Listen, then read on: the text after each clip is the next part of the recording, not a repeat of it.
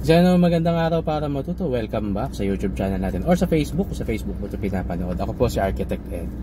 May nagtatanong sa akin kasi karamihan ng nagpapakot, halimbawa gusto nilang magpa-construct ng bahay, nag-i-inquire sila sa mga contractor magkano ang per square meter.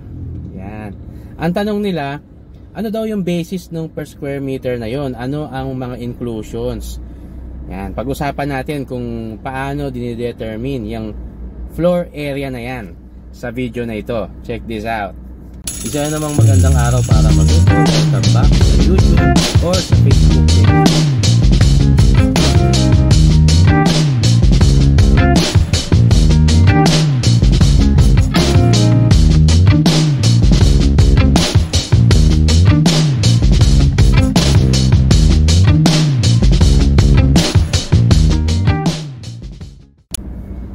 Una, kailangan alam natin kung paano kunin yung floor area. Pag sinabing floor area, hindi yan yung sukat ng lote.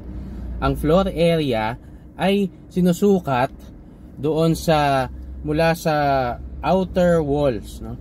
Yung mga naka-enclose na area ng bahay, no? Example, yung bahay ay 5 by 5 ang sukat nung from outer wall to outer wall, all lateral tsaka yung width niya, no, o yung longitudinal tsaka yung cross, no? Ang sukat nun kung 5 by 5 di 25 square meters, no? Yun yung gross na floor area. So yun yung magiging basis ng ng computation ng per square meter. Halimbawa sinabi ng contractor mo, ang ngayon, ang cost ng ganyang klase ng finish na gusto mo, ano yan, 30,000 per square meter. So 30,000 times 25 square meters.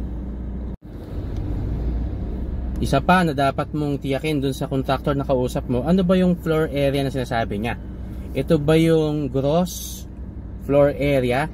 Gaya ng sinabi natin kanina, yung gross floor area, sinusukat yan doon sa from outer wall to outer wall kasi yun yung itatayo. Or baka ang ibig niyang sabihin ay yung saleable area or yung net area na ginagamit ng mga nasa real estate, no? Kasi kapag net saleable floor area, yan yung ima-minus na yung stairs, ima-minus yung hallways, ima-minus yung mga area ng utilities, no? O yung mga service areas, no? Syempre dito sa dalawang area na to, dun sa gross floor area tsaka net saleable area na floor area, hindi kasama dito yung mga hindi naka-enclose na spaces.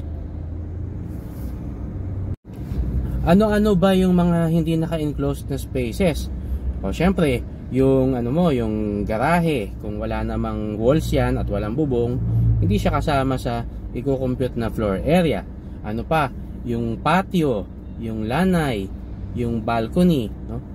Syempre, yung mga area na yan, karaniwan, yan ay wala namang walls at wala namang covering, walang roof.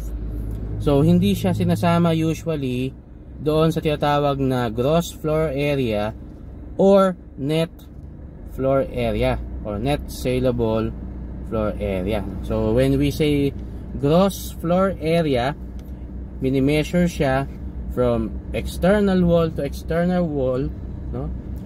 Given na siya ay mayroong wall, no? Meron siyang wall, meron siyang roof, meron siyang ceiling, meron siyang finish doon sa floor niya. So yan yung ika-count, no? Kaya kung bibilangin yung floor area ng bahay na ipapatayo mo, dapat hindi kasama yung mga area na yan, yung mga open, walang walls, walang roof. Pero remember na yung floor area method, yung per square meter na method ng pagko-costing ng isang construction project ay magbibigay lang sa'yo ng ballpark cost. Hindi yan yung talagang magiging final cost kasi unang-una wala pa namang plans, di ba? Ang basis ng totoong costing ay yung plano, yung detailed plan. So kapag magtatanong ka sa contractor kung magkano ang per square meter, syempre i-assume lang niya. Yan. Pero kapag meron na kayong plano na detailed, may specifications na, magbabago pa yon yung binigay niyang plano. Hanggang sa maging final na yung cost, meron na kayong bill of materials, doon nyo malalaman kung magkano talaga yung magiging cost. Yung ballpark ay ibibigay niya sa'yo sa umpisa pa lang, no? Para makita nyo kung kakasya ba yung pera na meron ka, no? Or sasabihin niya sa'yo kung hindi. Yan. Commercial muna. Ang pinakabagong delivery app, mobile delivery app na Book2Go ay naghahanap ng mga operators. Baka gusto mong mag-business na nasa bahay ka lang, hindi ka mag-rent ng space, passive income na pwede kang kumita ng hanggang mga $500,000 a month. Kung depende yan sa sipag mo. At gusto mong maging isang Book2Go operator, ini-invite namin kayo na mag-sign up sa free webinar na ibibigay ng Book2Go, at ipapakita ko sa inyo yung link dito sa description ng video na ito para makapag-register kayo at maka-attend ng free webinar nila.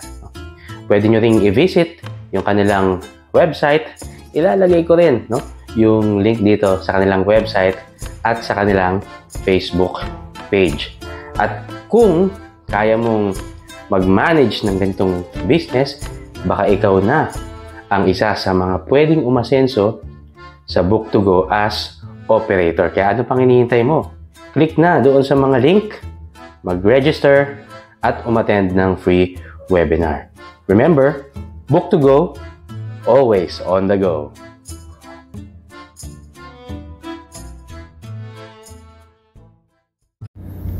Kaya hindi ibig sabihin na yung isang contractor, ganito yung kanyang cost per square meter, ganoon na rin sa iba, no?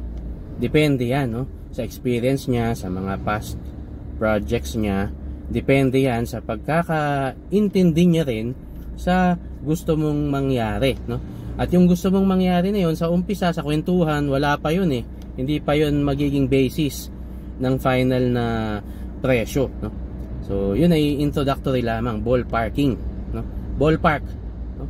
Talagang estimate na ang basehan lang ay yung mga past projects na naitayo niya, hindi pa yung sayo.